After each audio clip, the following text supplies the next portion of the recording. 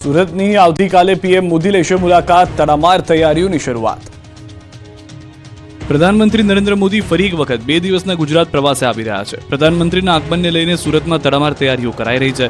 બપોરે 1.5 કલાકે સુરત એરપોર્ટ પર આગમન કરશે। 2 દિવસ દરમિયાન તેઓ સુરત અને નવસારીની મુલાકાત લેશે। ઉપરાંત સંઘ પ્રદેશ દાદરાનગર હવેલીના સેલવાસ પણ જશે। 7 માર્ચે પ્રધાનમંત્રી બપોરે 1:30 વાગે સુરત એરપોર્ટ પર પહોંચશે, જ્યાંથી હેલિકોપ્ટર મારફતે સીધા જ સેલવાસ જશે। સેલવાસથી પરત ફર્યા બાદ સાંજે 4:15 વાગ્યાથી સુરતના પર્વત પાટિયાથી લિંબાયતમાં આયોજિત સભા સ્થળ સુધી ભવ્ય રોડ શો યોજશે। લિંબાયતમાં તેઓ NFSA કાર્ડ ધારકોને કીટનું વિતરણ કરશે। બાદમાં 8 માર્ચે નવસારીમાં આયોજિત કાર્યક્રમમાં ભાગ લેશે। ગરીબ કલ્યાણ અન્ન યોજના કાર્યક્રમમાં આપશે હાજરી। બપોરે 2 કલાકે નવસારીનો કાર્યક્રમ પૂર્ણ કરી પરત સુરત એરપોર્ટ પર પહોંચશે, જ્યાંથી બપોરે 3 કલાકે સુરત એરપોર્ટથી દિલ્હી જવા રવાના થશે।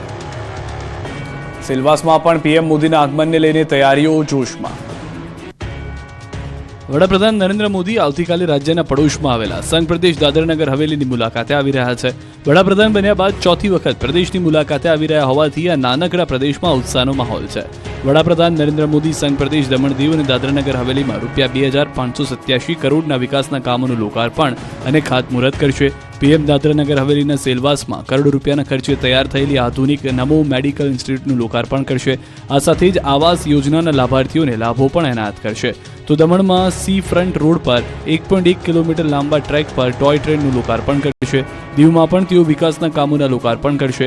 સેલવાસમાં યોજાઈ રહેલ જાહેર કાર્યક્રમના સ્થળ પરથી જ આ કામોનું લોકાર્પણ અને ખાતમુહૂર્ત કરી જંગી સભાને પણ સંબોધન કરશે। વડાપ્રધાનને આવકારવા પ્રદેશવાસીઓમાં અને ભાજપના અગ્રણીઓ અને કાર્યકર્તાઓમાં ઉત્સાહનો માહોલ જોવા મળી રહ્યો છે અને પીએમના કાર્યક્રમોની તૈયારીઓને આખરી ઓપ પણ આપી દેવામાં આવ્યો છે। કેન્દ્રીય